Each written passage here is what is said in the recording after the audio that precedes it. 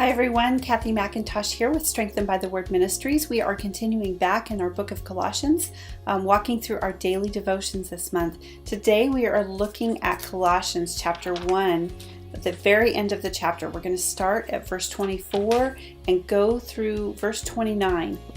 Now I rejoice in my sufferings for you, and I am completing in my flesh what is lacking in Christ's affliction for his body, that is the church. I have become its servant, according to God's administration that was given to me for you, to make God's message fully known, the mystery hidden for ages and generations, but now revealed to his saints. God wanted to make known among the Gentiles the glorious wealth of this mystery, which is Christ in you, the hope of glory. We proclaim him, warning and teaching everyone with all wisdom, so that we may present everyone mature in Christ. I labor for this, striving with his strength that works powerfully in me. I read very recently that the measure of a teacher is not in what she knows, it's in what her students know. And this just rang loud and true in this passage here, because Paul is not after being recognized. His goal is not to be a highly acclaimed servant of God. His goal is to fulfill his mission that God gave him. And it says here that God gave him the administration to proclaim the mystery to the Gentiles. The mystery is this: Christ in you, the hope of glory. That's profound. Do you know what it means to glory?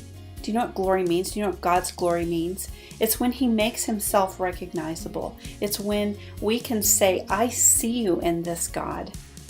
Well, it's Christ in us that makes Christ visible, makes God the Father visible to the people around us. And that is what Paul wanted all of us to know, even all of these thousands of years later. The mystery still remains: Christ in us, the hope of glory. I have written a Bible study that you will see at the end of each one of these videos. And in it, we look at Queen Esther and her life. And did you know that the name of God is not even mentioned in the book of Esther? And so one of the themes of the book is that God's powerful hand exists even when he can't be seen. Sometimes we have to look at evidence of God's activity even when we can't see him. And that's what our lives are supposed to portray. That's what it is that we are supposed to be shining for Jesus. Christ in us, the hope of glory. Paul makes it clear that doing the Lord's work is not easy. He talks often about how he labors, how he suffers, how he strives. It's not an easy thing to follow hard after the Lord, but it's valuable and it's worth it. So our challenge today is to take a look at your life and ask, am I shining for Christ? Am I revealing the glory of the Lord by my actions, by my attitudes, by my words?